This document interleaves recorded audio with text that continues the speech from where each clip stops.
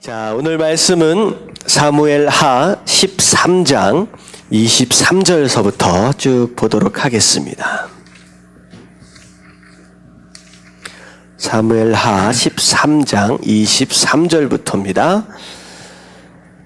자, 23절부터 25절까지 한번 읽어볼게요. 27절까지 한번 읽어보도록 하겠습니다. 23절부터 27절까지 말씀입니다. 다 같이 시작. 만 2년 후에 에브라임 곁 바알 하솔에서 압살롬이 양털을 깎는 일이 있음에 압살롬이 왕의 모든 아들을 청하고 압살롬이 왕께 나아가 말하되 이제 종에게 양털 깎는 일이 있사오니 청하건대 왕은 신하들을 데리시고 당신의 종과 함께 가사이다 하니 왕이 압살롬에게 이르되 아니라 내 아들아 이제 우리가 다 갈 것 없다. 내게 누를 끼칠까 하노라 하니라. 압살롬이 그에게 간청하였으나 그가 가지 아니하고 그에게 복을 비는지라. 압살롬이 이르되 그렇게 하지 아니하시려거든 청하건대 내 형 암논이 우리와 함께 가게 하옵소서. 왕이 그에게 이르되 그가 너와 함께 갈 것이 무엇이냐 하되 압살롬이 간청하매 왕이 암논과 왕의 모든 아들을 그와 함께 그에게 보내니라. 아멘. 자, 우리가 지난주 말씀 가운데 굉장히 중요한 사건이 한번 있었죠. 다윗의 첫째 아들이었던 암논이 어머니가 다르지만 누이입니다. 다말은 분명히 누이죠. 누이를 이제 강간을 하는 그런 일이 벌어졌습니다. 자, 그런 가운데 더 악한 것은 무엇이냐면 이 다말을 자기의 욕정을 채워지니까 어떻게 했느냐? 내어 쫓아버렸다. 그리고 문 빗장을 걸어 잠갔다라고 하는 것이죠. 자, 그런 큰 사건이 있었습니다. 자, 그런 가운데서 다윗이 이 암논의 이 범죄에 대하여 어떻게 처신했느냐? 그냥 스스로 화내고 그냥 묻어버렸다라고 하는 것이죠. 어떻게 보면 죄를 그렇게 묻어버렸다라고 하는 것에 아주 심각한 문제가 있겠거니와 결국은 당한 사람이 있잖아요. 그냥 저지른 죄가 아니라 이 강간을 했기 때문에 당한 이 다말도 중요하고 다말의 입장도 굉장히 중요하고 그리고 그 오빠였던 이제 압살롬의 입장도 굉장히 중요했을 것입니다. 근데 피해를 당한 쪽에도 그 어떤 위로나 어떤 처신들을 행하지 않습니다. 그런 가운데 자, 오늘 말씀을 보니까 몇 년이 지나갔어요? 만 2년이 지나가 버렸다라고 하는 거죠. 저질러진 죄에 대하여 그냥 방치해 놓은 상태가 되어버렸다라고 하는 것입니다. 자, 어떻게 보면 이제 여러 가지 이유가 있을 것 같아요. 사실 이유를 두 가지 정도로 요약을 해보면 첫 번째는 왜 암논을 처벌하지 못했을까요? 첫 번째가 자기도 똑같은 비슷한 죄를, 성적인 그런 죄를 저질렀던 경험이 있거든요. 그렇기 때문에 자기 또한 그런 죄에 빠졌던 경험이 있어서 그 아들을 데려다 놓고 그 죄에 대하여 이제 뭐라고 얘기하기가 민망할 수도 있었을 것 같습니다.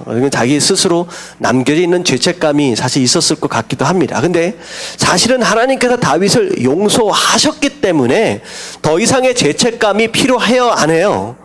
안 해요. 하나님은 우리를 용서하셨습니다. 그렇기 때문에 더 이상 우리가 그 죄책감 안에 머물러 있을 필요가 없다라고 하는 거죠. 비록 똑같은 죄를 다윗이 지었었던 경험이 있다라고 할지라도 아버지로서 데려다가 혼낼 수 있어요, 없어요? 있어요. 있다는 거예요. 왜? 용서받았기 때문에. 그리고 그 용서받음으로 인하여서 하나님께서 회복하시고 축복하신 걸 경험을 했잖아요.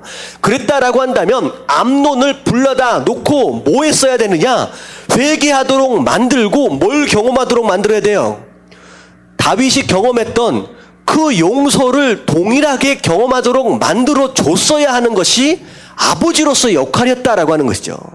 그리고 그 용서하심과 더불어 다시 회복시켜 가시는 그 하나님의 은혜를 동일하게 암논 또한 경험할 수 있도록 도와주는 것이 아비의 역할이어야 되는데 거기까지를 감당하지 못하고 어떻게 했어요? 쉬쉬 묻어버렸다는 거예요. 덮어놨고 방치해버렸다라고 하는 것입니다.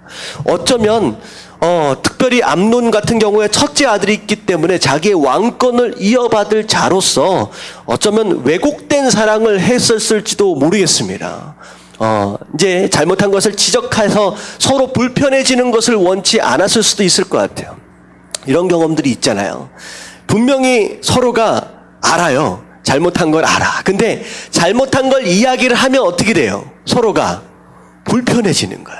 그러니까 다윗과 암논이 어떤 그런 관계일 수도 있을 것 같아요. 서로 이야기하는 것으로 인하여 서로 불편해질 수 있는 관계가 되어질까 봐서 또 덮어버리고 지나간 것일 수도 있을 것 같습니다. 하지만 덮어지거나 방치된 죄는 반드시 재앙을 불러온다라고 하는 거예요.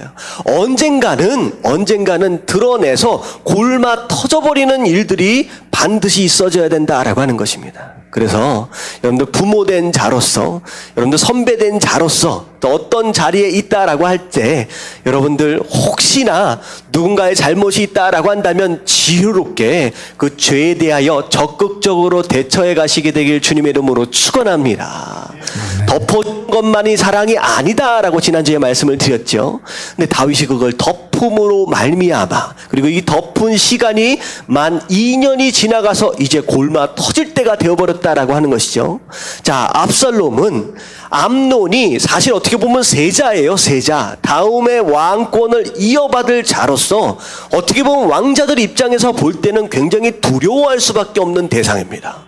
장차 왕권을 받아버리면 그때는 자기 생명도 위험해질 수밖에 없다라고 하는 것이죠. 그래서 아무 얘기하지 않고 만 2년을 지나가는 상황 가운데 오늘 보니까 무슨 일이 있었느냐?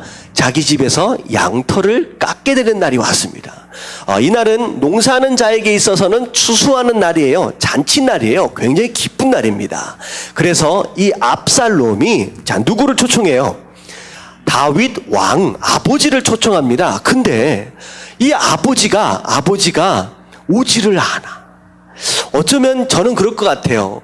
이 암논으로 인하여 상처받은 이 집안이 있잖아요. 압살롬과 이 다말 한 번쯤은 좀 찾아가서 위로해 줄 수도 있을 법도 한데 오늘 보니까 이 압살롬이 몇 번을 간청했음에도 불구하고 와요 안 와요?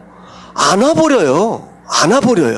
왜 다윗이 이렇게 처신을 할까 좀 궁금해집니다. 근데 심지어 계속 얘기를 하는데 어떻게 하고 끝내버리냐? 그냥 복 받아라 하고 복을 빌어주는 정도에서 멈춰버립니다.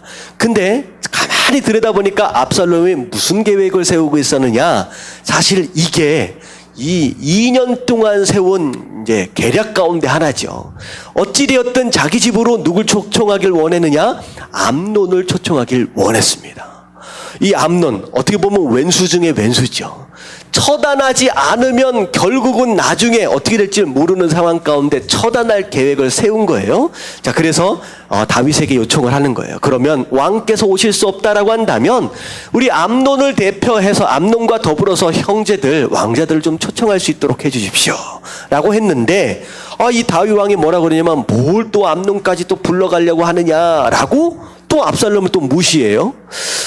저는 약간 이 압살롬이 상처가 있다라는 생각이 들어집니다.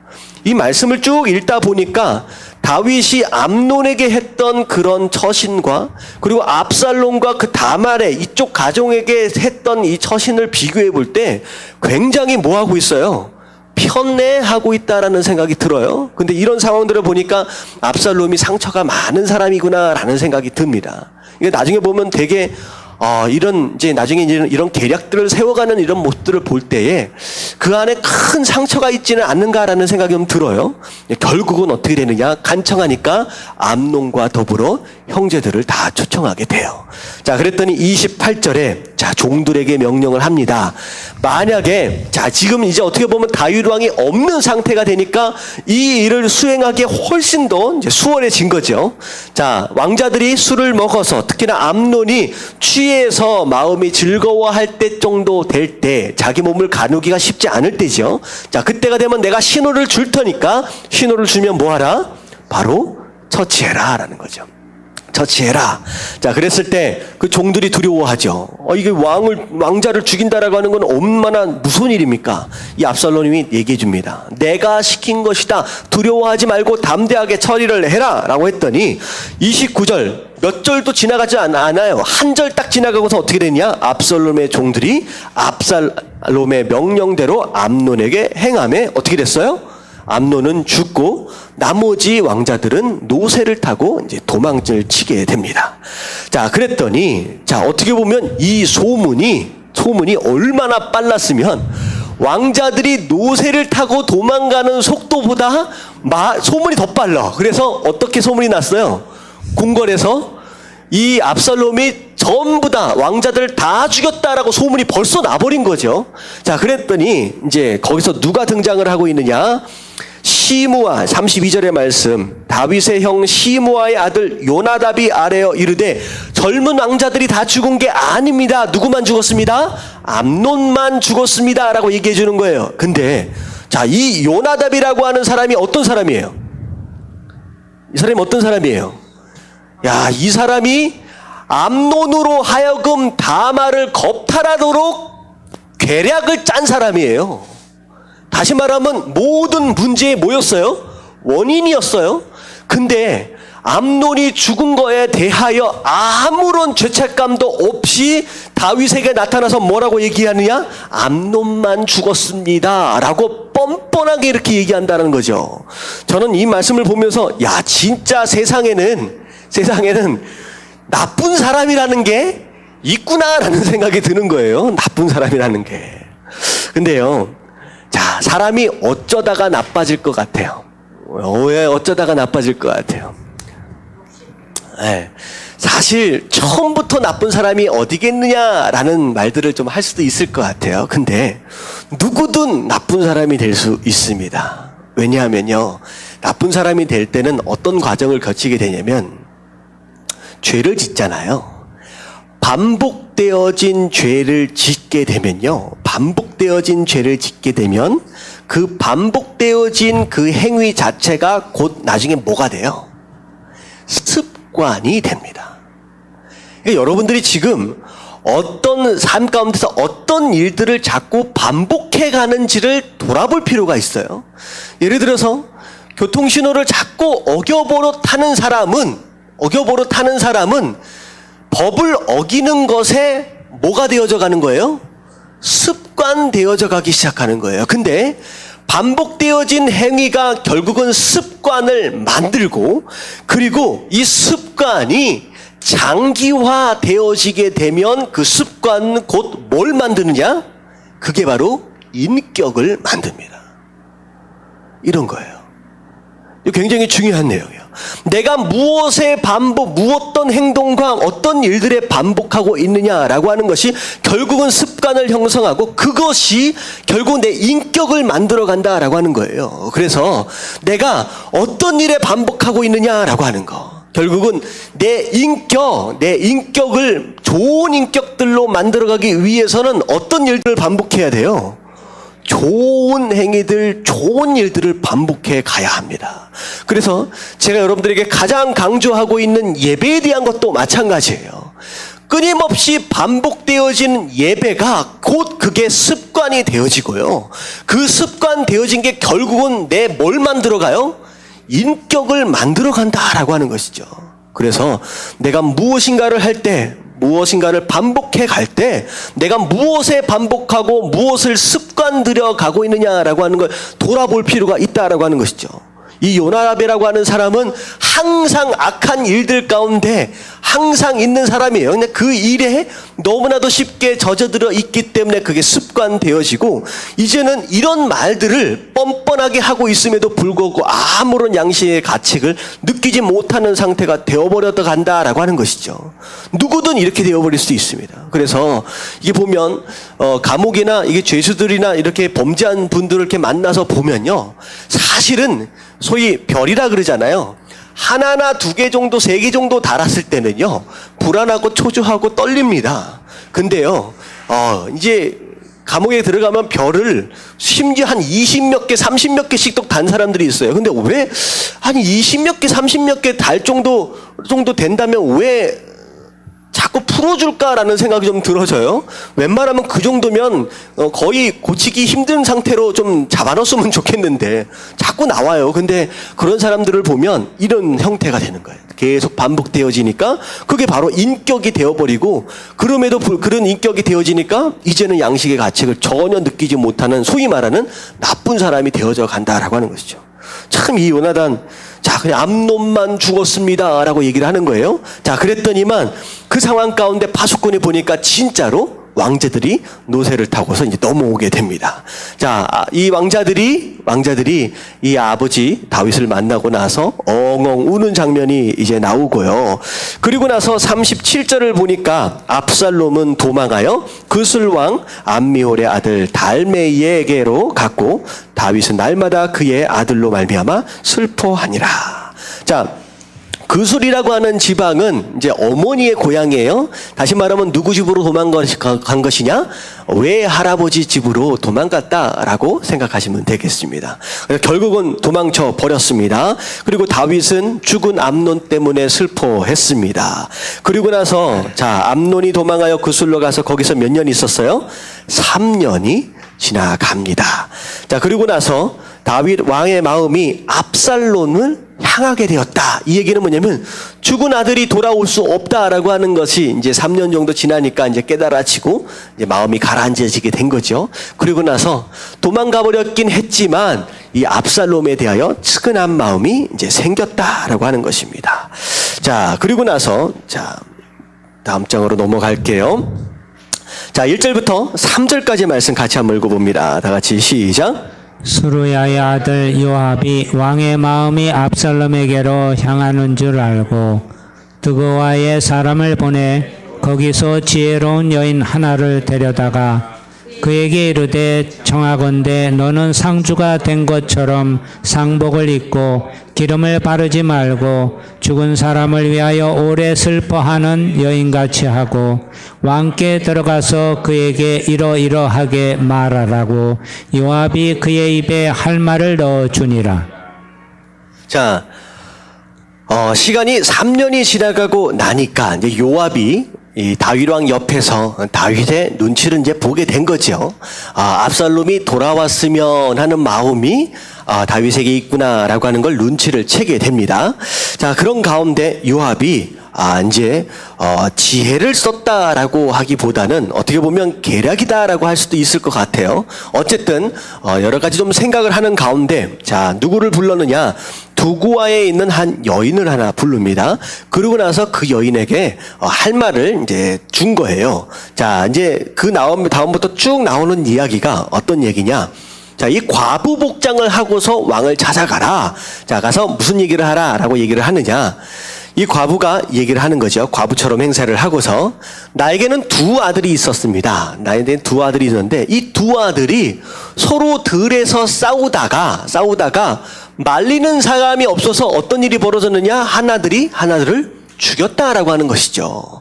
근데 한 사람이 죽어버렸어요. 근데 나머지 한 아들은 결국은 살인자가 되어버렸거든요. 근데 주변에 있는 많은 마을 사람들이 뭐라고 얘기하느냐? 얘는 살인자다. 얘도 내놔라. 얘도 죽어야 마땅한 사람들이다. 라고 얘기를 하는 거예요. 자, 근데 이 어미 입장에서 본다면 일단은 아들 하나를 서로 싸우다가 잃어버렸어. 근데 얘를 살인자다라고 해서 얘까지 처형당해서 죽게 된다라고 한다면 어떻게 돼요? 한순간에 두 아들을 다 잃어버리게 된 것이 아니냐. 왕이요, 내게서 두 아들을 다 뺏어가려고 합니다. 내가 어떻게 해야 합니까? 내 가문의 대를 이을 자가 이제 끝나는 거죠. 어떻게 해야 합니까? 라고 그 얘기를 지금 다윗에게 고백을 하는 거예요. 자, 그랬더니 다윗이 어떻게 판결을 내리느냐? 어떻게 해줘요?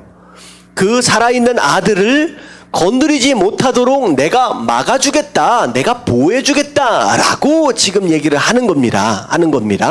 자, 그게 사실 이제 11절까지 쭉 나오는 내용이에요. 자, 근데 여기서 우리가 살펴보고 넘어가야 할 내용은 뭐냐면 이 요압이 다윗의 마음을 읽고서 지금 무엇을 준비하고 있었느냐? 압살롬이 돌아오는 것을 지금 준비하고 있는 거예요. 자, 근데 중요한 건 뭐냐면 압살롬이 돌아온다라고 하는 거, 자, 이것보다도 훨씬 중요한 것이 무엇이냐? 문제의 원인을 찾아서 그 원인을 해결하는 것이 훨씬 더 급선무다라고 하는 거죠. 다시 말하면 지금 압살롬이 도망가 있는 이유가 뭐예요? 뭐 때문이에요? 처음에 암논서부터 시작되어서 덮어져 어떻게 보면 해결되어지지 않은 죄가 계속 이어져 가고 있는 거거든요. 결국은 지금 압살롬과 헤어져 있는 이 모든 것의 문제를 해결하려면 다윗은 뭘 먼저 건드려야 돼요? 뭘 먼저 건드려야 돼요? 돌아오는 것보다 암논서부터 덮어져 왔던 그 모든 죄에 대한 문제를 해결해 가는 것이 굉장히 중요하다라는 거죠. 근데 암논은 지금 뭐만을 생각했느냐? 압살롬만 돌아오면 이 문제가 해결될 것이다 라고 믿어버리는 거죠. 요압. 요압이, 제가 헷갈리네. 요압이 뭘 헷갈렸느냐? 압살롬만 돌아오면 이 문제가 해결될 것이다 라고 지금 요압은 생각을 하는 거죠. 그래서 이게 왜 중요하느냐? 여러분 삶 가운데 많은 문제들 가운데 이건 증상입니다. 문제들 가운데 죄가 원인이 되는 문제들이 있다라고 하는 거예요. 여러분들이 하나님 앞에서 해결하지 못한, 정리되어지지 못한 그런 죄가 문제가 되어서 증상처럼 나타나는 문제가 우리 삶 가운데 있을 수 있다라는 거예요. 그러는데 이 문제를 해결하려면 우리는 반드시 뭘 해결해야 된다? 문제의 원인 되어진 이 죄에 대한 문제를 해결해야 한다라는 거죠. 이 죄에 대한 것은 이런 겁니다. 마치 이런 거예요. 제가 설명을 좀 몇 번 드렸죠. 끊임없이 내 삶 가운데 이상한 어떤 그런 파리 같은 그런 것들이 자꾸 날린다라고 한다면, 여러분들 자꾸 파리가 꼬인다라고 한다면 뭘 치우면 돼요? 네, 뭘 치우면 돼요? 파리는 쫓으면 다시 돌아와요. 똥이 거 안에 있는 한 그냥 돌아오는 거예요. 다시 말하면 파리를 치워버리려면 뭘 먼저 치워라? 똥을 먼저 치우라는 거예요. 다시 말하면 내 삶 가운데 끊임없이 파리처럼 찾아오는 문제가 있어요. 제가 상담을 해보면 이런 문제 저런 문제 구구절절 끝도 없이 나와. 근데 제가 정말로 딱 하나만 잡아서 제발 이것만 해보십시오 라고 얘기하는데 정말로 말을 더럽게도 안 들어. 요거를 끝까지 안 해. 그래놓고 요 문제 저 문제 문제가 생길 때마다 찾아와가지고 뭐라고 얘기를 한다는 거죠. 여러분들 문제의 핵심 원인을 빨리 잡으시길 주님의 이름으로 축원합니다. 아멘. 이게 잡히지 않으면요 끊임없어요. 여러분들 끊임없어요. 제가 장담합니다. 절대 파리는 그냥 쫓아지는 게 아니다라고 하는 거예요. 자, 우리 의사 선생님 앞에 계시지만 이런 겁니다. 배가 너무 아파. 아픈 이유가 뭘까요? 뭔가 있겠지. 근데 배가 아프다라고 해서 겔포스만 계속 먹어. 잠시 잠깐 마취되어지는 가운데 편안해질 수 있지만 만약에 내 안에 있는 것이 위염이었고 위궤양이었고 심지어 위암이었다라고 한다면 지금 내가 계속적으로 먹고 있는 이 겔포스가 오히려 약이기보다는 뭐가 될 수 있다? 독이에요? 재앙이에요? 재앙이에요, 재앙. 여러분 문제의 근원을 해결하지 않고 자꾸 임시방편으로 뭐가 와지면 해결될 것처럼 생각한다라고 하는 것은 큰 착각임과 동시에 오히려 재앙을 만들어낼 수 있다라고 하는 것입니다. 내 안에 있는 문제의 원인을 빨리 찾아서 해결하시길 주님의 이름으로 축원합니다. 아멘. 자, 결국은 어떻게 돼요? 결국은 요압의 이런 계략으로 말미암아 압살롬이 돌아올 수 있는 상황이 벌어집니다. 이게 이제 쭉 이어지는 말씀인데요. 제가 간단하게만 설명을 드릴게요. 자, 왕이 어떻게 판결을 내렸어요? 내가 그 아들을 비록 살인자지만 내가 보호해주겠다라고 하니까 12절서부터 쭉 나오는 내용을 간단하게 정리를 하면 이 여인이 누구에게 반문하느냐? 왕에게 반문하는 거예요. 당신이 내린 이 판단은 누구의 뜻이다? 하나님의 뜻이다, 하나님의 사자가 내린 것이다 라고 평가를 하면서, 그렇다라고 한다면 왕은 어찌하여 쫓겨난 이 압살롬을 데려오지 않고 있습니까? 라고 지금 반문하는 상황이 벌어진 거죠. 자, 그 상황이 딱 되니까 다윗이 요압이 지금 꼼수를 쓴 거구나 라고 하는 걸 눈치를 채요. 자, 그래서 다윗이 자, 어떻게 판결을 내리느냐? 요압 보고 데려와라 라고 얘기를 합니다. 그래요. 근데 자, 데리고 오는 것까지는 괜찮아요. 근데 중요한 건 뭐냐면 데리고 와서 뭐 해야 돼요? 뭐 해야 돼요? 지금까지 풀리지 않은 모든 죄에 대한 문제를 이제는 위로할 건 위로하고 용서할 건 용서하고 해결해야 하는데, 자, 24절 말씀 쭉 넘어가세요.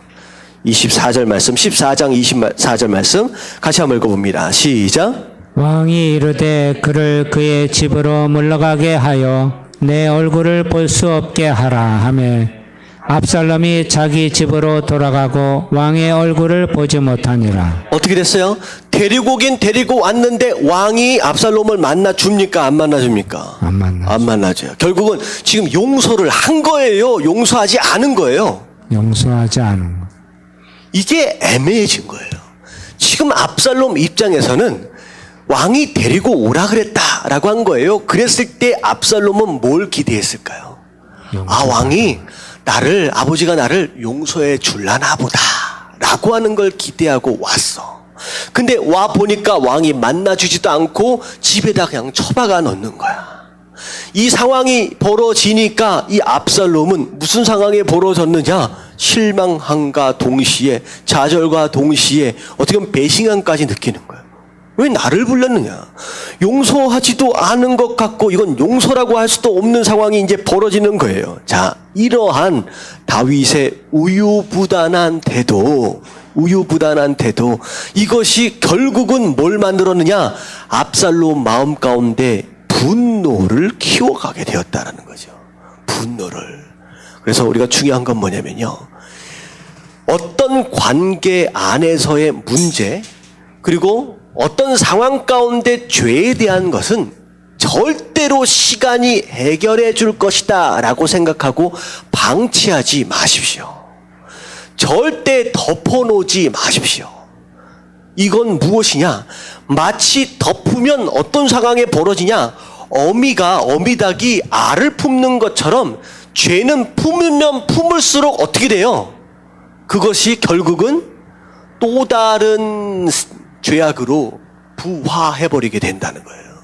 지금 덮어버리게 됩니다. 그러니까 이 압살롬 마음 가운데, 그렇지 않아도 상처 가운데 자란 압살롬, 그리고 아버지로부터의 실망, 왜 내 동생이 당했는데 아버지는 아무 처신도 안 했는가, 부글부글 끓다가 결국은 복수심의 일을 저질렀는데 도망갔는데 돌아오라 해놓고 만나주지도 않고, 뭐냐 나는 왕자가 맞느냐라고 이런 마음 가운데 결국은 이 안에 분노와 복수심과 끊임없는 이것으로 말미암아 결국은 인생을 망치게 된다는 거죠. 자, 보세요. 그래서 나중에 어떤 일이 벌어졌어요? 자, 넘어갑니다. 25절서부터 완전히 이야기 스토리가 다르게 전개가 돼요. 다시 말하면 이 사건 자체는 다윗이 수습을 하지 않고 묻어버리고 지나가 버렸다라고 하는 거예요. 자, 그랬을 때 25절 드디어 새로운 문제가 이제 시작이 되어집니다. 자, 25절 다 같이 한번 읽어봅니다. 시작. 온 이스라엘 가운데에서 압살롬 같이 아름다움으로 크게 칭찬받는 자가 없었으니 그는 발바닥부터 정수리까지 흠이 없음이라. 자, 압살롬이 어떻게 생겼어요? 잘 생겼다는 거예요. 잘 생겼다는. 우리 노예의 목사 안수 받으러 우리 하 목사님이 다 가니까 사람들이 그러더라고요.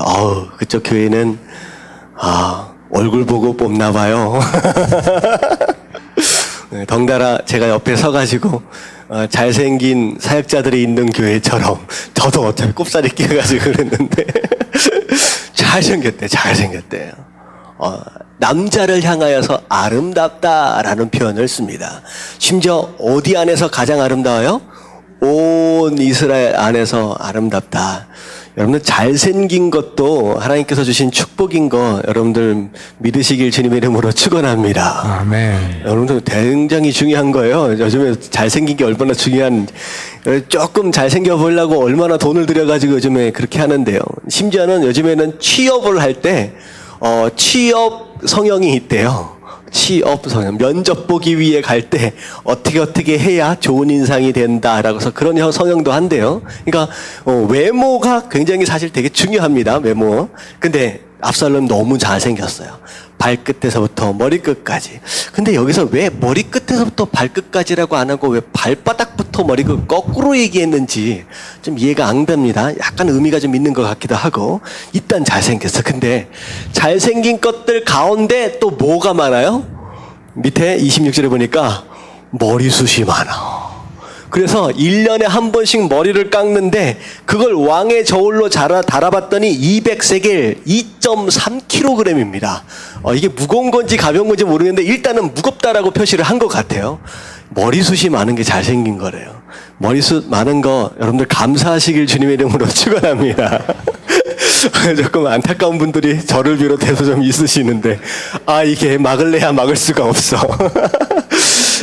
이 압살롬이 엄청 머리. 근데요, 사실 되게 중요한 건 뭐냐면 25절부터 26절까지 나오는 내용은 압살롬의 외모입니다.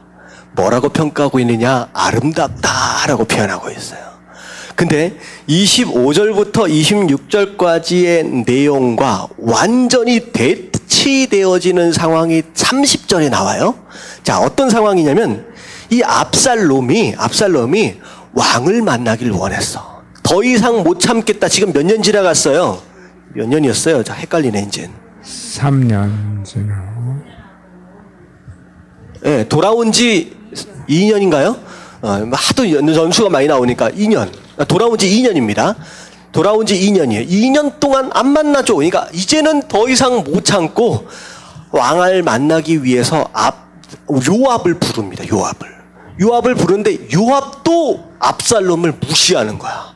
아무리 불러도 오지를 않아. 몇 번을 불러도 오지를 않아. 그랬더니 이 압살롬이 30절 다 같이 한번 읽어볼게요. 다 같이 시작. 압살롬이 자기의 종들에게 이르되 보라 요압의 밭이 내 밭 근처에 있고 거기 보리가 있으니 가서 불을 지르라 하니라. 압살롬의 종들이 그 밭에 불을 질렀더니 자, 오라 그랬더니만 안 왔더니 열받아가지고 뭐 해버려요? 남의 밭에 불을 확 질러버려. 방화를 해버립니다. 자, 이 얘기는 어떤 것을 지금 의미하느냐?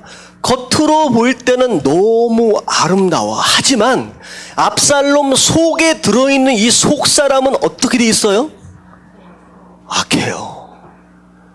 분노와 원망과 미움으로 이글이글 타고 있는 그런 썩어있는 냄새나는 속사람이 들어가 앉아있다라는 거예요. 내 마음에 안 들면 불이라도 질러버려가지고 누구라도 어떻게 해버려가지고 내가 원하는 걸 얻어보겠다라고 하는 것이 속사람으로 들어가 있다라는 거예요. 지금 다시 말하면 이 시 25절부터 이 30절까지의 딱 내용을 보면 뭐하고 뭐를 지금 극렬하게 비교를 하고 있느냐? 겉사람과 속사람에 대한 내용입니다. 여러분, 이게 굉장히 중요한 건데, 겉사람은 사람이 보는 모습들입니다. 자, 이것은 어느 때든 여러 가지 다양한 방법으로 속여낼 수 있다라는 거예요. 겉으로는. 하지만 이 속사람, 숨겨져 있는 속사람, 결국은 어느 때가 되면 드러날 수밖에 없다? 이런 상황들. 내 마음대로 되지 않는 이런 상황들이 딱 벌어지게 되면 그 안에 있는 속사람은 드러날 수밖에 없다라는 거죠. 근데 중요한 건 뭐냐면 겉으로 보이는 이 아름다움이 아니라 이 압살롬의 인생을 결정하도록 만드는 것은 겉사람이 아니라 어디 사람이에요? 속사람이라는 거예요. 여러분들 안에 있는 보이지 않는 속사람이 결국은 여러분들의 인생을 세워가는 것이다 라고 하는 거예요. 그렇다라고 한다면 내가 겉사람에 투자한 것과 비교했을 때 뭘 더 많이 투자해서 가꿔야 되느냐? 내 속사람을 더 투자해서 가꾸고 돌봐야 한다라고 하는 거죠. 내 안에서 어떤 모습들이 일어나느냐라고 하는 거예요.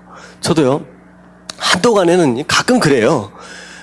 미국에 있을 땐 별로 그러지 않았는데 한국에서 이렇게 생활하다 보니까 사람들을 좀 만나게 되잖아요. 그럼 되게 재미있는 사람들을 많이 만나게 됩니다. 근데 평상시 때는요, 어떻게 보면 착한 목사 같아. 별로 인정을 잘 안 하시는데. 저 나쁜 사람 같아요?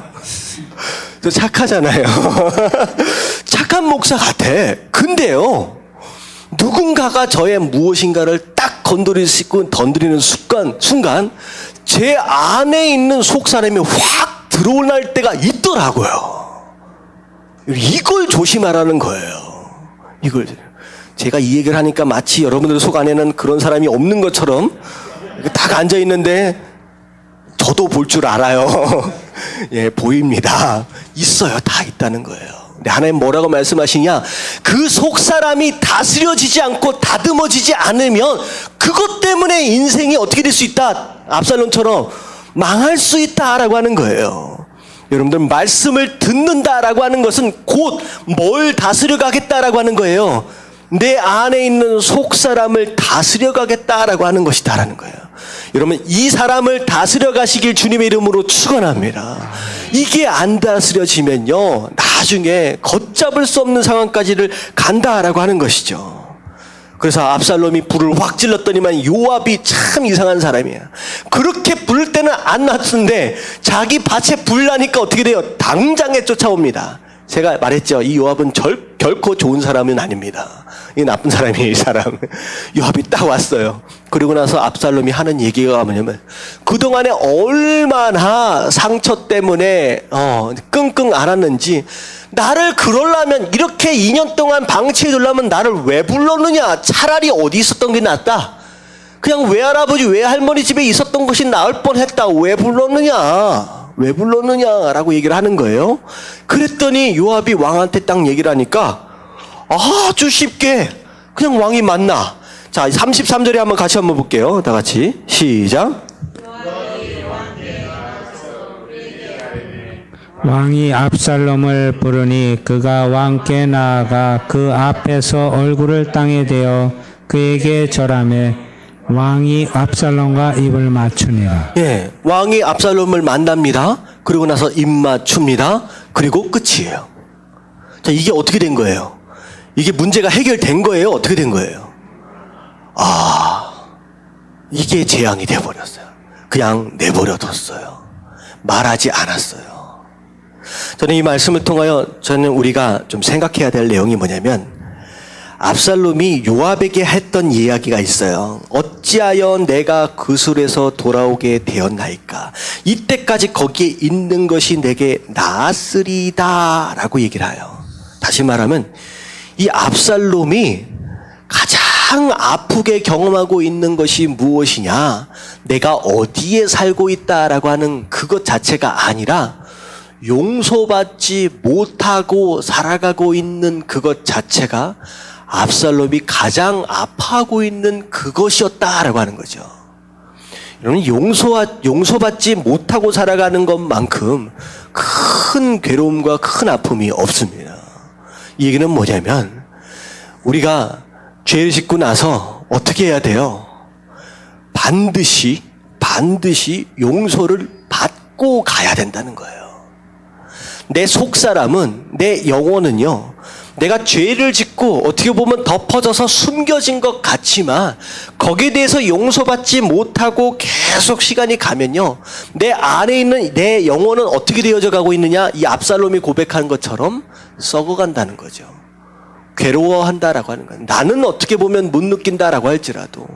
그래서 우리가 죄를 지었을 때 우리가 얼마나 빠르게, 얼마나 제대로 회개하고 그 죄에 대한 문제를 해결하고 가야 되냐라고 하는 것에 대해서 우리가 좀 생각해 볼 필요가 있다라고 하는 거. 그리고 사실 어떻게 보면 마지막으로 이 다윗이 이 압살롬과의 죄에 대한 문제를 온전하게 해결하지 못하는 것으로 인하여서 결국은 15절부터 일이 벌어지게 됩니다. 자, 15절, 이 5장으로 넘어올게요. 자, 1절 말씀 같이 한번 읽어봅니다. 1절 말씀 다 같이 시작. 그 후에 압살롬이 자기를 위하여 병거와 말들을 준비하고 호위병 50명을 그 앞에 세우니라. 자, 어떻게 보면 표면적으로 다윗과 압살롬의 관계가 해결되어진 것처럼, 화해되어진 것처럼 보입니다. 자, 그런 가운데 압살롬이 지금 뭘 하고 있느냐? 호위병 50명을 준비하고 병거와 말을 준비했다라고 하는 것은 마치 자기가 뭐가 된 것처럼, 마치 왕이 되어진 것과 같은 모습으로 왕 행세를 시작했다라고 하는 거예요. 근데 왕 행세를 어떻게 하느냐? 자, 2절부터 쭉 나오는 내용을 제가 설명을 드리면, 다윗에게 재판을 받으러 나오는 사람들을 성문 앞에서 기다리는 거예요. 자, 기다리면서, 자, 어떻게 하느냐? 재판을 미리 듣습니다.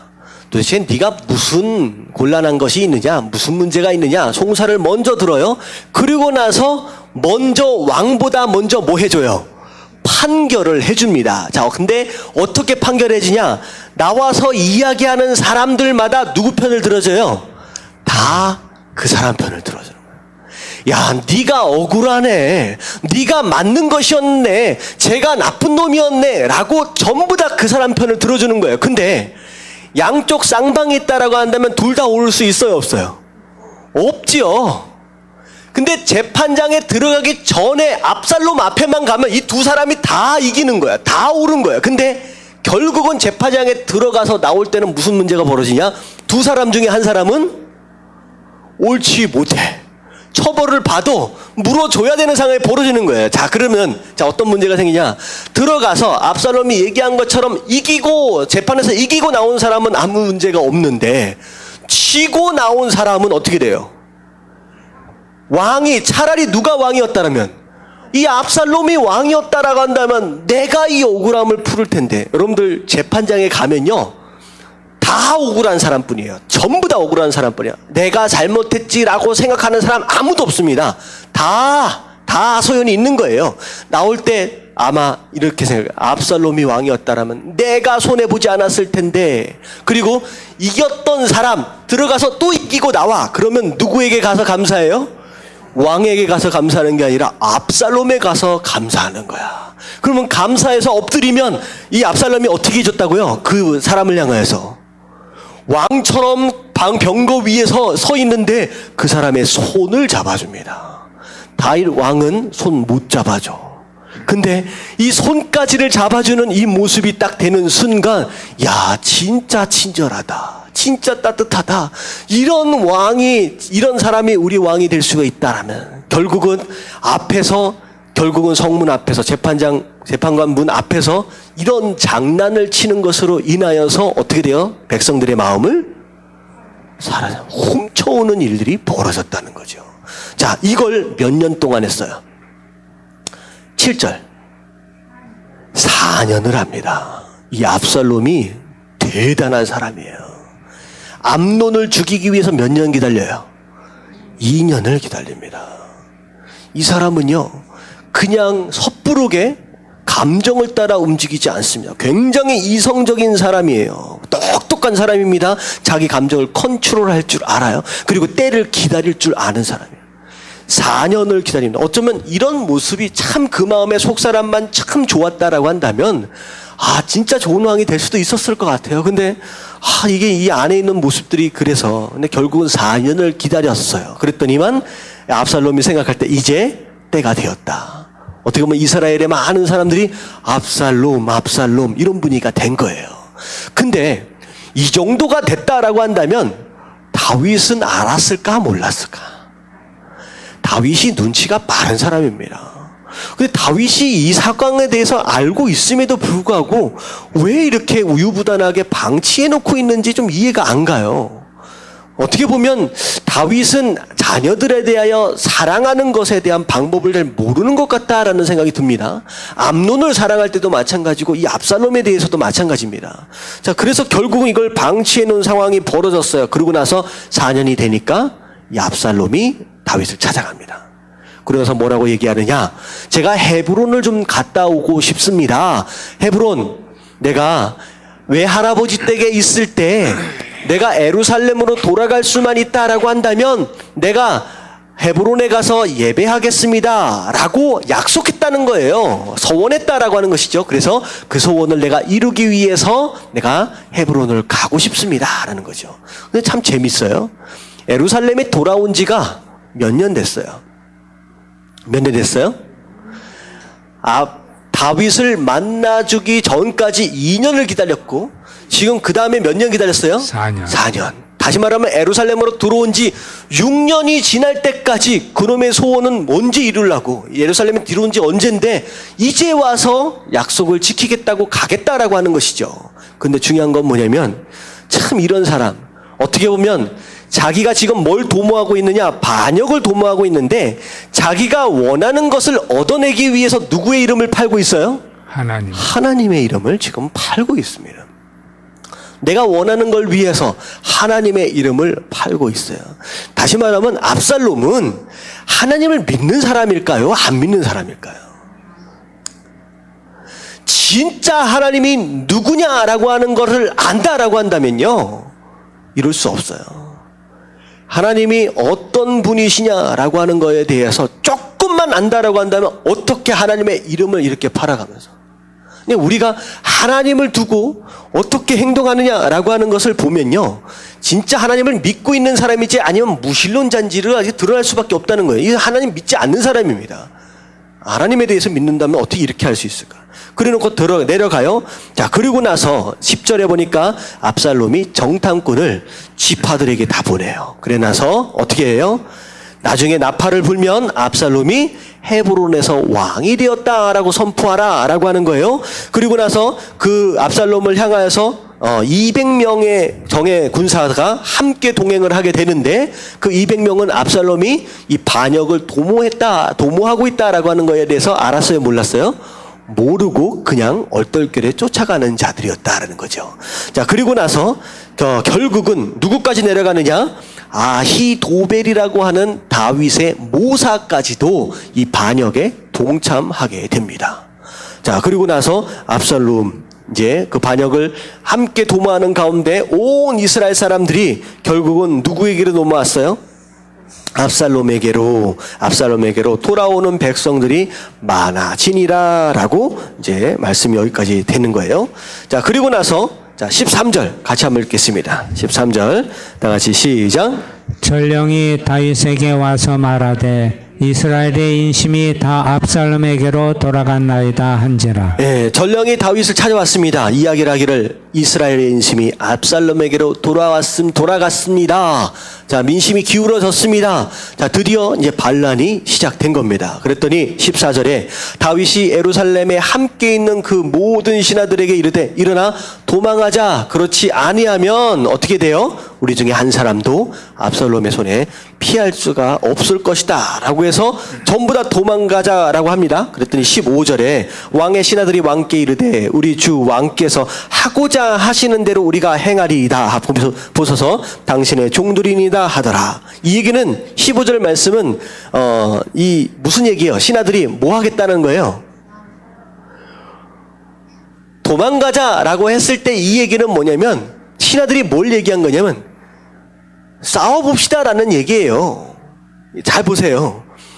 왕께서 하고자 하시는 대로 우리가 행하리이다. 이 얘기는 뭐냐면 우리가 사실은요, 압살롬이 데리고 있는 용사들은요 뭐에 불과하느냐, 뭐라 그래요, 아무것도 아니에요. 지금 다윗과 함께 하고 있는 용사들은요 대단한 장수들입니다. 지금 몇십 년을 전쟁터에서 굴러먹은 사람들이에요. 이게 요압과 더불어서 이스라엘 최고의 장수들이에요. 다시 말하면 이 사람들은 뭘 생각했느냐, 당신이 원한다라고 한다면 우리가 뭐 하겠다는 거야? 목숨을 걸고라도 싸워보겠습니다. 우리 할 수 있습니다라는 거예요. 이 신하들의 입장은. 근데 다윗은 어떻게 했느냐?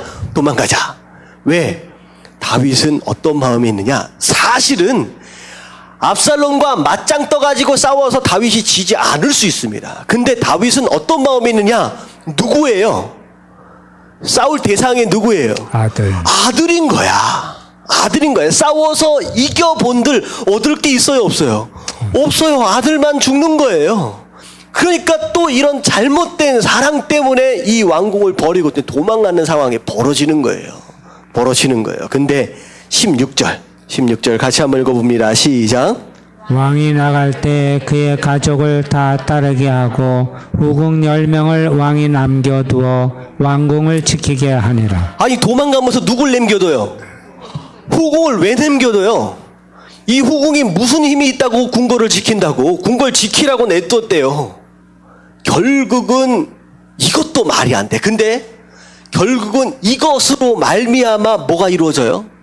하나님께서 다윗에게 하셨던 그 예언이, 징계에 대한 예언이 이 10명의 남겨놓은 후궁들로 인하여서 나중에 이루어지게 됩니다. 참 안타까운 일들이 계속 반복이 되어져 가는데 결국은 우리가 여기서 알아야 될 것은 무엇이냐? 누구의 뜻이 이루어져 가고 있다? 하나님의 뜻은 이런 인간적인 연약함들 가운데에서도 그냥 이루어져 가고 있다라고 하는 거예요. 다시 말하면 하나님의 뜻은 변화되지 않습니다. 변하지 않아요. 이루어져 가고 있습니다. 자, 근데 17절서부터 쭉 보면 어떤 내용이 나오느냐? 피난길에 접어들었습니다. 근데 피난길 앞장서서 지금 걸어가고 있는 사람들이 누구였느냐?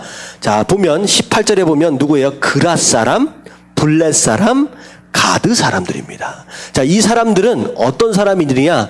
다윗이 사울을 피해서 블레셋에 머물고 있는 동안에 블레셋과 함께 관계를 맺었던 사람이에요.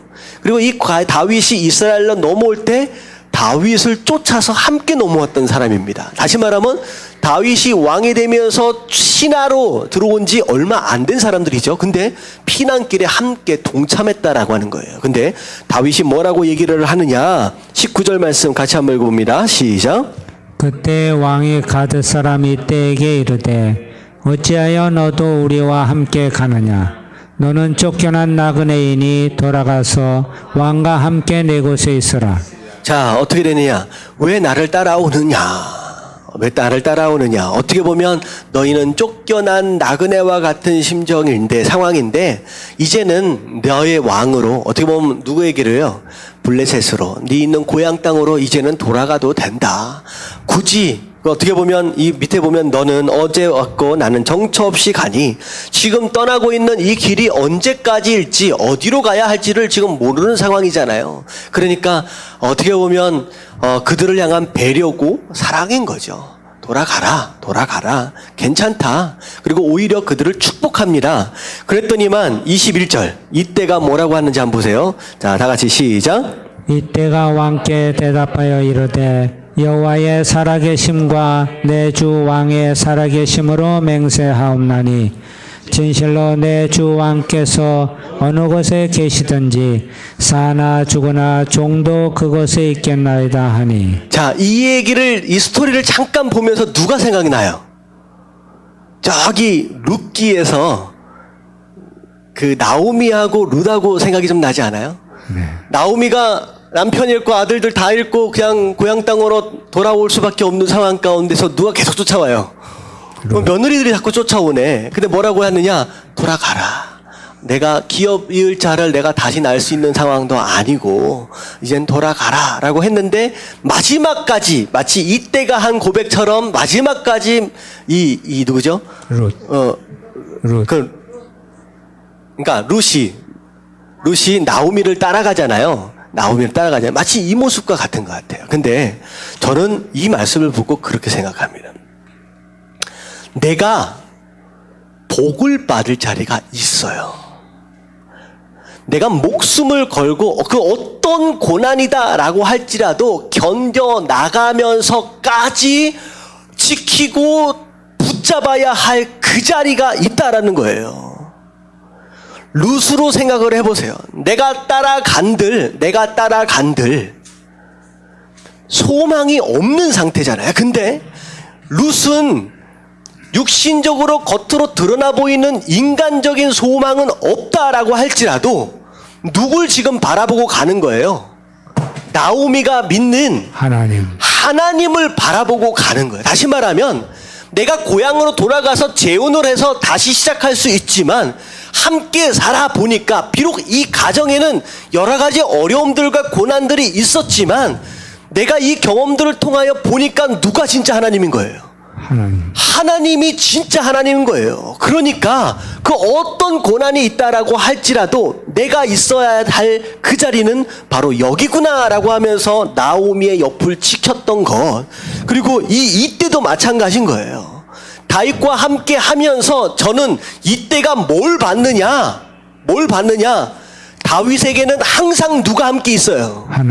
하나님이 함께 있다라고 하는 걸 보는 거예요. 그랬더니 아무리 지금은 힘들다라고 할지라도 내가 누구 곁에만 있으면 복을 받아요? 다윗 옆에만 있으면 복을 받는다. 그 자리를 끝까지 지켜가는 거예요. 여러분들, 하나님과 동행하는 그 사람과 함께함으로 인하여서 덩달아 복을 받는 대표적인 사람이 있어요. 구약에 창세기 나오는 사람. 롯입니다. 롯은 축복을 받은 사람이 아닌데 누구 옆에 있었더니? 아브람. 복을 받은 아브람 옆에 있었더니. 근데 그 복이 언제 떠나요? 그 아브람을 떠나는 순간 떠나는 거예요. 그 복이. 여러분들, 이게 굉장히 중요합니다. 중요한 거예요. 이게 뭐냐? 물론 내가 복의 근원이 되어야 한다라고 하는 것에 대한 그런 믿음과 그런 열정은 있어야 돼요. 하지만 그것과 동시에 내가 복을 받을 자리를 알고 그 자리를 지킬 줄 아는 것은 굉장히 중요한 거다라는 거죠. 굉장히 중요한 겁니다. 결국은 이때가 자리를 잘 잡은 거예요? 못 잡은 거예요? 잡은 거예요. 결국은 회복이 되어집니다. 하나님과 함께 하고 있는 그 자리는요, 결국 회복될 수밖에 없다라고 하는 거예요. 그래서 여러분들, 이걸 잘 보셔야 돼요. 내가 지켜야 할 자리가 무엇이냐라고 하는 거, 여러분들, 그 자리는 이런 피난길, 나중에 보세요. 다윗이 신발도 못 신고 도망가고 있는 상황입니다. 이런 상황이 벌어진다라고 할지라도 그 자리를 내가 끝까지 지킬 수 있다라고 한다면 결국은 하나님의 회복하심이 임한다라고 하는 거. 여러분, 그 자리를 지키시길 주님의 이름으로 축원합니다. 아멘. 저는 제 자리를 지키는 거예요. 제가 있어야 할 자리를 아니까. 제가 이 강단을 지키고 하나님께서 저에게 주신 이 사명의 자리를 끝까지 지켜낼 수 있다라고 한다면 괜찮아요. 좀 어려워도, 좀 고난 당해도 괜찮아요. 할렐루야. 아멘. 여러분들, 그런다고 배신하고 가면 안 돼요. 이때와 같은 사람이 있어야 되는데. 여러분, 그런 겁니다. 지금 당장 눈에 보이는 열매가 없다라고 할지라도 그거보다 더 중요한 건 믿음이에요. 여기가 내가 지켜야 할 그 자리구나라고 하는 걸 믿을 수 있는 그 믿음. 그러면 돌아온다니까요. 자, 근데 또 중요한 건, 여기에서 또 중요한 건 뭐냐면, 힘들고 어려운 시절이 되어 봐야 이때가 이때라고 한다. 이때가 이때인 줄 아는 거야. 이때가 이때인 줄 아는 거야. 무슨 얘기인지 알겠죠? 무슨 얘기냐? 이때가 이때인 줄 안 거예요. 진짜는요, 불을 경험해 보면 압니다. 진짜는. 만사 형통하고 평안할 때는요, 다 웃을 수 있어요. 하지만 불이 한번 임하게 되면 그 사람의 진가를 그때 확인하는 거예요. 다시 말하면 고난이 주는 유익에 대하여 우리가 알아야 돼요. 고난에 주는 유익. 여러분들, 우산은 왜 준비해요? 비 올 때를 위해 준비해. 여러분들 마찬가지입니다. 여러분들이 지금 계속 말씀을 통하여 갈고 닦아가면서 준비하고 있는 그 믿음은 어느 때를 위해 준비하고 있는 거예요? 환난의 때를 위해 준비하고 있는 거예요. 지금은요, 여러분들 믿음 있는 것처럼 보이죠? 이 마지막 때가 가면요, 내가 목숨을 걸고라서도 내가 예수 그리스도를 외칠 수 있을 것 같이 생각되죠? 여러분들 잘 준비해 주십시오. 진짜 환난의 때가 오면요, 그때 내 믿음이 진짜 믿음인지가 드러나게 된다라고 하는 것입니다. 이때도 마찬가지야. 다윗이 왕궁 안에 있을 때는 모든 병사들, 모든 장수들이 다 충신처럼 보이지만 다윗이 맨발로 왕궁을 떠나야 될 상황이 딱 벌어지는 순간 간신과 충신이 딱 구별되는 거예요. 간신 중에 간신이 누구예요? 저기 넘어가 버린 아히도벨. 이게 모사입니다. 모사. 머리 쓰는 사람. 이 사람 압살롬에게로 싹 넘어갔죠. 그동안에는 어땠어요? 다윈 옆에서 소위 지혜라고 하는 것들에 대하여 이야기했을 겁니다. 하지만 딱 어려워지니까 바로 등을 돌리는 이런 모습, 결국은 고난 가운데 이런 모습이 나타난다라고 하는 것입니다. 자, 그리고 24절로 넘어와서 이게 마지막으로 좀 보도록 하겠습니다. 결국은 도망가게 되는데 자, 이스라엘 사람들이 왕과 더불어 도망을 하면서 뭐를 끌고 나왔어요? 24절 같이 한번 읽어봅니다. 시작. 보라, 사독과 그와 함께한 모든 레위 사람도 하나님의 언약궤를 메어다가 하나님의 궤를 내려놓고 아비아달도 올라와서 모든 백성이 성에서 나오기를 기다리는도다. 자, 뭘 끌고 나왔어요? 언약궤를 끌고 나왔습니다. 자, 이게 이스라엘 사람들의 거의 대표적인 모습이에요. 다시 말하면 전쟁을 할 때마다 뭐 하고 나갔어요? 뭘 들고 나갔어요? 언약궤를 들고 나갑니다. 다윗은 그렇지 않았어요. 잘 보세요. 다윗과 다른 사울 왕이나 다른 왕들을 이렇게 비교해 세울 때 다윗은 언약궤를 끌고 나가지 않았습니다. 근데 사울 같은 경우는 막 언약궤 끌고 나가다가 막 뺏기기도 하고 그랬잖아요. 지난번에 그 사사시대 때는 뺏기고 막 그랬잖아요. 이스라엘 백성들은 어느 상황이 벌어지냐면 내가 원하는 그 무엇인가를 얻기 위해서 누굴 끌고 다녀요? 하나님을 자꾸 끌고 다녀. 근데 다윗은 그러지 말라는 거예요. 지금 끌고 나오니까 뭐라고 해요? 그거 다시 어디로 돌려보내라. 예루살렘으로 돌려보내라. 하나님이 있을 자리로 돌려보내라 라고 얘기하면서 마지막에 뭐라고 얘기를 하느냐. 26절 같이 한번 읽겠습니다. 시작. 이와 같이 말씀하시기를 내가 너를 기뻐하지 아니한다면 하시면 종이 여기 있사오니 선이 여기시는 대로 내게 행하시옵소서 하리라. 거기서부터 읽으면 안 되겠네. 25절 중간에 보면 만일 내가 여호와 앞에서 은혜를 입으면 도로 나를 인도하사 내게 그 궤와 그 계신 데를 보이시리라. 그러나 그가 이와 같이 말씀하시기를 내가 너를 기뻐하지 아니한다 하시면 종이 여기 있사오니 선이 여기시는 대로 내가 행하시옵소서 하리이다. 이 얘기는 뭐냐면 내가 원하는 그 무엇인가를 취하기 위해서 하나님을 끌고 다니겠다.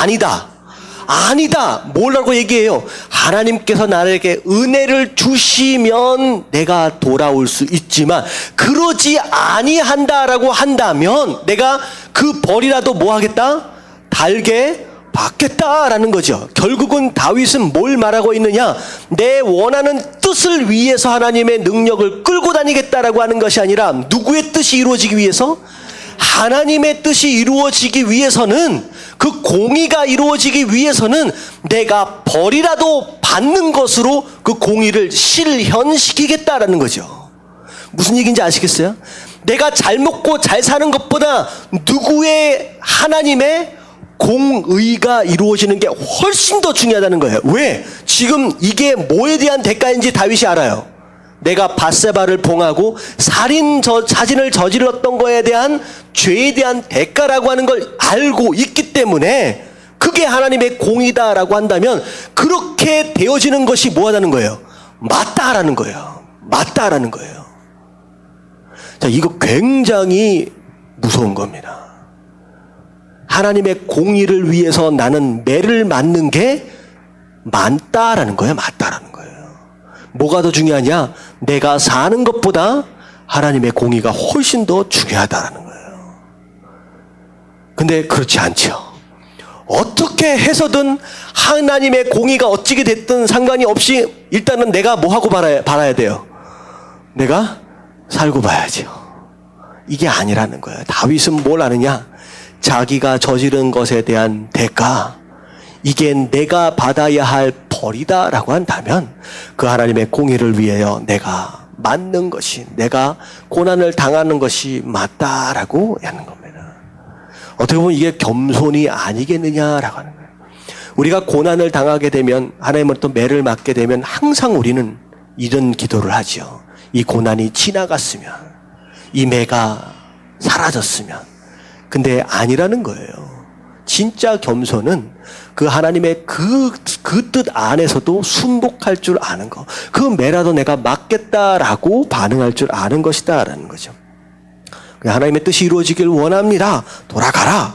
그러고 나서 돌아가도록 합니다. 근데요, 이 돌아가도록 하는 이 모든 상황이 다윗의 살 길이 돼. 나중에 잘 보세요.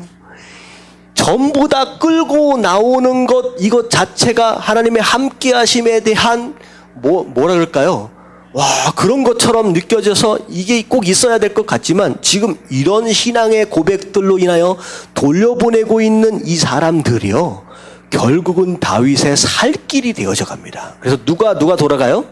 이 사독과 함께한 레위 사람이 돌아갑니다. 근데 이 사람들로 인하여 어떻게 돼요? 나중에 그 안에 돌아가고 있는 정보들을 첩보로 전해 듣게 됩니다. 나중에 잘 보세요. 자, 그리고 나서 자, 다 돌려보내요. 다 돌려보내고 다 들어가라 라고 하고 30절 말씀에 보면 다윗이 감난산 길로 올라갈 때 그의 머리를 그의 머리를 그가 가리고 맨발로 울며 가고 그와 함께 가는 모든 백성들도 각각 자기의 머리를 가리고 울며 올라가니라. 신발도 신지 못하고 어떻게 보면 안 신은 것일 수도 있을 것 같아요. 그런 모습으로 돌아가는데 뭐라고 기도하느냐? 이 아히도벨까지 거기로 넘어갔다라는 소식을 들으니까 하나님께 기도하는 게, 하나님, 아히도벨의 모략이 어리석게 하소서라는 기도와 함께 자, 어디로 가요? 32절. 다윗이 하나님을 경배하는 마루턱에 이를 때에, 피난길을 가는데, 도망쳐 가는데 그 상황 가운데서도 어디에 자리를 찾아가요? 하나님을 예배하는 자리를 찾아갑니다. 하나님을 예배하는 자리를. 저는 이게 실력이라고 믿습니다. 진짜 어려워질 때 많은 성도들이 뭘 회피하느냐? 예배를 회피합니다. 고난당할 때 어디로 와야 돼요? 교회로 와야 돼. 예배 가운데로 나와야지 치료를 받고 해결을 받는데, 많은 성도들은 힘들고 어렵고 괴로우면요, 뭘 먼저 끊어버리기 시작하느냐? 예배를 먼저 끊어. 얼마나 안타까운 상황이지. 근데 다윗의 실력이야, 이게. 진짜 위급한 상황이고 진짜 급박한 상황 가운데서 또 어딜 찾아가느냐? 예배의 장소를 찾아갑니다. 그랬더니 그 장소에 누가 기다리고 있느냐? 후세라고 하는 사람이 기다리고 있습니다. 자, 아렉 사람 후세가 옷을 찢고 흙을 머리에 덮어 쓰고 다윗을 만나러 온지라. 이 후세도 어떻게 보면 모사 중에 하나예요. 근데 이 후세를 어떻게 하느냐? 따라오지 말라는 거예요, 다윗이. 너는 따라오지 말라. 누구에게로 가라? 압살롬에게로 가라. 압살롬에게로 가라. 그래서 후세가 압살롬과 함께함으로 인하여서 결국 나중에 어떻게 돼요? 아히도벨의 모략이 어리석음으로 치닫게 되는 거예요. 완전히 무산되게 됩니다. 결국은 이런 일들이 다윗의 계획과 다윗의 지혜라고 하기보다는 뭐예요? 이 모든 내용들이 하나님께 뜻을 다 맡기고 벌이라도 받겠습니다라고 하나님께 다 내어드리고, 내 안락함이 아니라 내 잘 먹고 잘 사는 게 아니라 다 내어드리고 어디로 찾아가는 거예요? 예배 가운데로 끝까지 찾아갈 줄 아는 이 모습을 하니까 그 가운데서 하나님께서 뭘 준비하세요? 다윗이 생각하지도 못했던 일들을 준비해 가시면서 필요한 사람들을 하나님께서 적당한 시기 안에서 보여주시고 만나게 하시고 또 그 사람들을 통하여 다윗이 살 길을 열어가고 계셨다라고 하는 거죠. 그래서 37절이니까 다윗의 친구 후세가 곧 성읍으로 들어가고 압살롬도 예루살렘으로 들어갔더라. 둘이 이제 만나게 되는 상황이 벌어집니다.